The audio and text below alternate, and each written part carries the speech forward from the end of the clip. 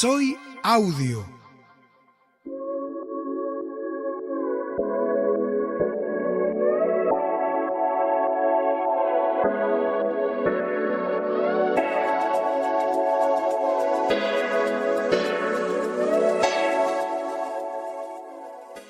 Hola amigos, ¿cómo están? Los saluda Luis Hernández dándoles los buenos días, las buenas tardes o las buenas noches, dependiendo del lugar donde ustedes estén ubicados o dependiendo también de la hora en la que me estén escuchando. Bienvenidos sean todos ustedes a una nueva edición de Soy Audio, podcast que cada semana les ofrece temas de reflexión, conocimiento, información, orientación y sobre todo los testimonios y experiencias de los protagonistas de la realidad de las personas ciegas.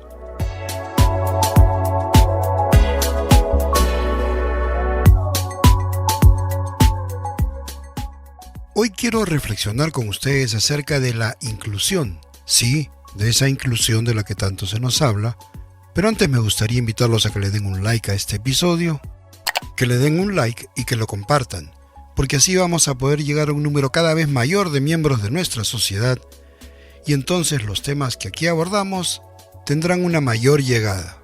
Vaya un saludo muy especial de bienvenida a quienes nos están escuchando y por supuesto la cálida invitación a que se suscriban en el canal. Sí, suscríbanse en el canal de Soy Audio, marquen la campanita y de esa forma recibirán una notificación cada vez que aparezca un nuevo episodio como este. Soy Audio.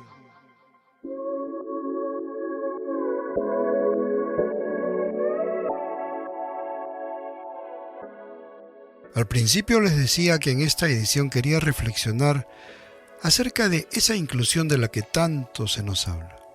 Y efectivamente, creo que vale la pena reflexionar al respecto. Pero no solo eso, no solo eso.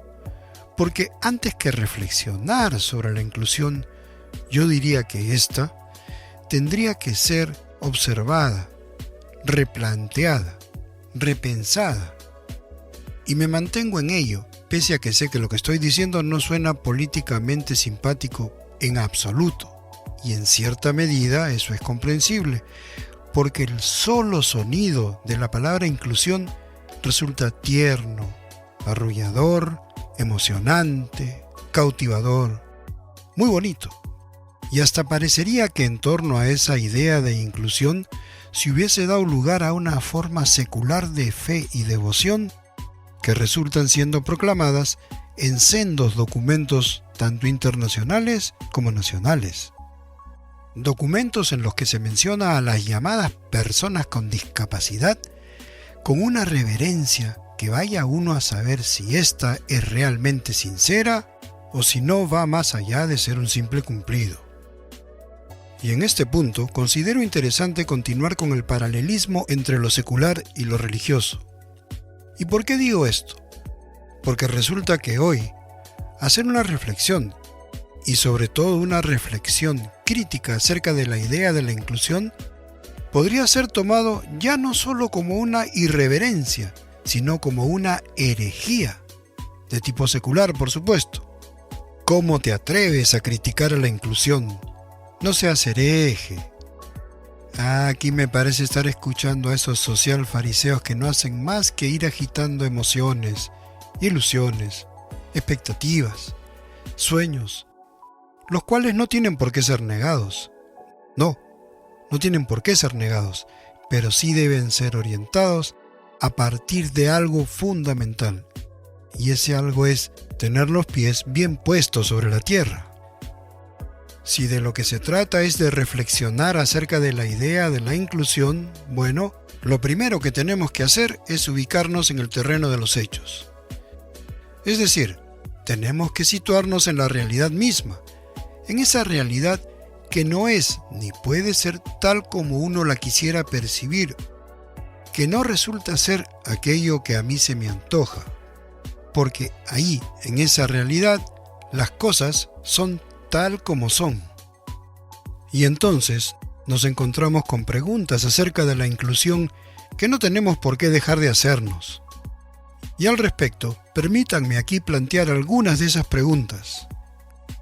¿Qué clase de inclusión es esa de la cual tanto se nos habla y a la que tanto culto se le rinde en lo académico, en lo teórico, en lo intelectual y hasta en lo emocional? Y hay otra pregunta que también considero interesante plantear desde una perspectiva orwelliana, es decir, desde la perspectiva que George Orwell nos plantea en su novela 1984.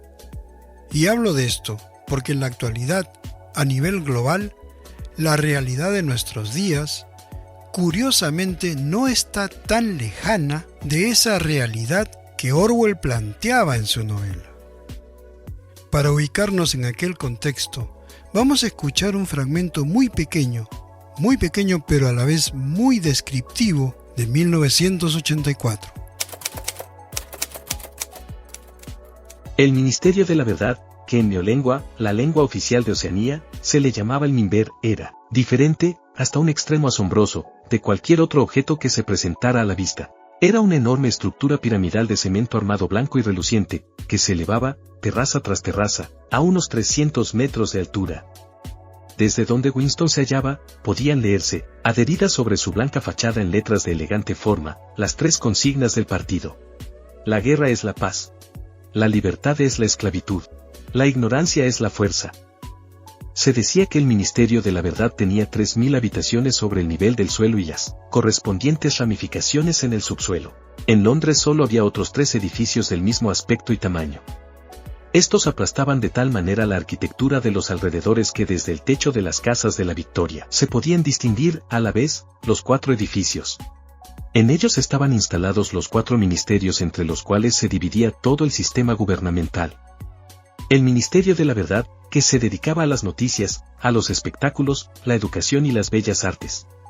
El Ministerio de la Paz, para los asuntos de guerra.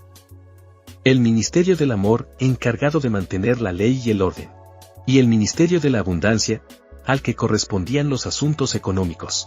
Sus nombres, en neolengua, Miniber, Minipax, Minimor y Minindantia. En el contexto de esa realidad, lo que se puede notar es que hay una dictadura de partido único. Y algo que resalta es el tipo de consignas que ese partido promueve y consagra. Una de estas dice que la guerra es la paz, y otra afirma que la libertad es la esclavitud. O sea, todo al revés, conceptualmente todo al revés. Eso ocurre en la novela. Sí, claro, en la novela. Pero aquí cabría preguntarnos si ello no podría darse también en nuestro mundo actual, porque si observamos las cosas tal como van, hoy se estarían dando las condiciones para la implementación de un proyecto de dominación global. Y en este contexto parecería cobrar mucha vigencia algo que fue dicho hace ya tiempo por otro inglés, no por Orwell sino por otro inglés. Me refiero a Chesterton. Él sostenía que iba a llegar un día en el cual, para defender el hecho de que el pasto sea de color verde, se iba a tener que empuñar la espada. Y es que si hoy hay algo que campea y busca imponerse, esto no es otra cosa más que el relativismo, en medio del cual lo ilógico se presenta como si fuese algo lógico, y pretende ser impuesto como tal, al igual que lo antinatural, que también pretende pasar por algo natural y busca ser acatado, así como obedecido, cual todo un dogma. En ese sentido, y retomando el enfoque orwelliano de la novela 1984, yo me permito hacer una pregunta. ¿No podría ser que la inclusión de la que tanto y tanto se nos habla en el fondo signifique exclusión? Porque la inclusión en la que yo sí creo, la inclusión con la cual yo también he soñado alguna vez, va mucho más lejos de ser esa etiqueta o marca de producto ideológico que hace muchos años se vendía como la integración, de la cual se ha hecho todo un fetiche para ver si así se logra cautivar la atención de sus posibles consumidores. En nuestro caso, esos posibles consumidores no solo están entre las personas ciegas, a ellos hay que sumarles a sus padres y familiares. Esto, particularmente en el caso de los niños ciegos que están en edad escolar. Ahí hay todo un nicho ideológico, por así decir, al que se puede cautivar con fetiches mercantilistas como el de la inclusión.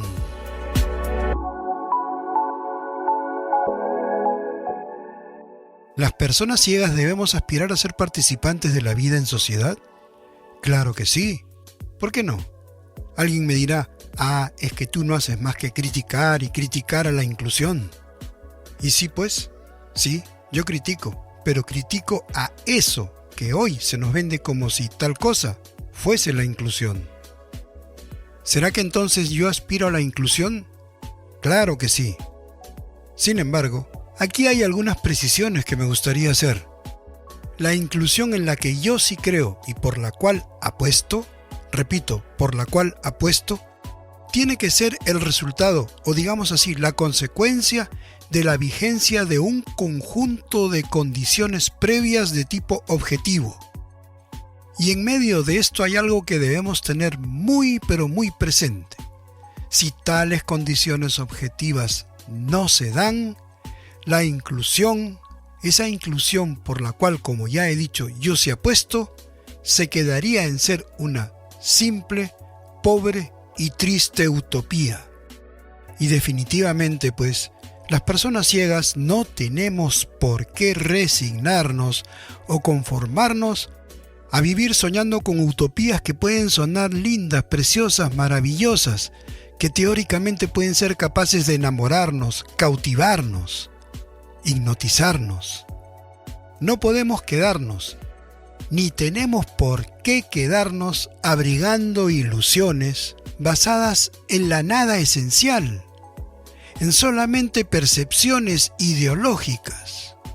Yo entiendo, como sociólogo comprendo muy bien, que por ejemplo en los niveles de las clases medias, los chicos que salen del colegio y están en la universidad y después van a buscar trabajo, quieran ser incorporados en la dinámica económica de la sociedad. ¿Tienen derecho a eso? Es decir, ¿tienen derecho a poder ser parte de la vida económica y realizarse, satisfaciendo sus propias necesidades? Yo no lo dudo. Por supuesto que tienen todo el derecho. Además, no en vano se han esforzado como lo han hecho mientras estudiaban en la universidad, por ejemplo. En todo caso, y frente a ello, el derecho que no existe es a ilusionar a esos jóvenes con una inclusión que, como ya he mencionado, no va más allá de la utopía. Esos jóvenes necesitan inclusión, sí, pero antes necesitan condiciones concretas y objetivas, las cuales van a dar lugar a que la inclusión sí se dé. Aquí me acuerdo un poco de un profesor de la secundaria cuando yo me integré a un colegio de chicos y chicas que veían. El profesor de matemáticas decía algo así como sí y solo sí, cuando hacía sus fórmulas, ¿no? En la pizarra, el conjunto A más el conjunto U del universo y no sé qué, y decía sí y solo sí. Bueno, yo aplico eso a este tema nuestro. La inclusión se va a dar sí y solo sí en tanto y en cuanto hayan condiciones para ello. ¿Y será posible resumir en una sola palabra todas esas condiciones? Sí, sí. ¿Y saben cuál es esa palabra? Accesibilidad. ¿Habrá inclusión? Sí. Sí y solo sí, en la medida en que para ello haya accesibilidad.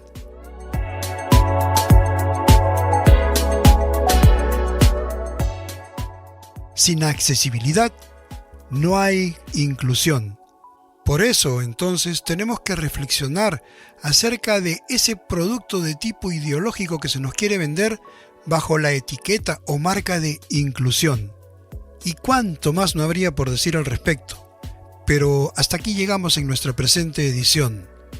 Espero sus comentarios, déjenme sus inquietudes, sus interrogantes, y si quieren escribirme, háganlo al siguiente correo electrónico: soyaudio.podcast@gmail.com. Mi nombre es Luis Hernández, gracias por su sintonía y los espero en nuestra próxima edición. Soy Audio.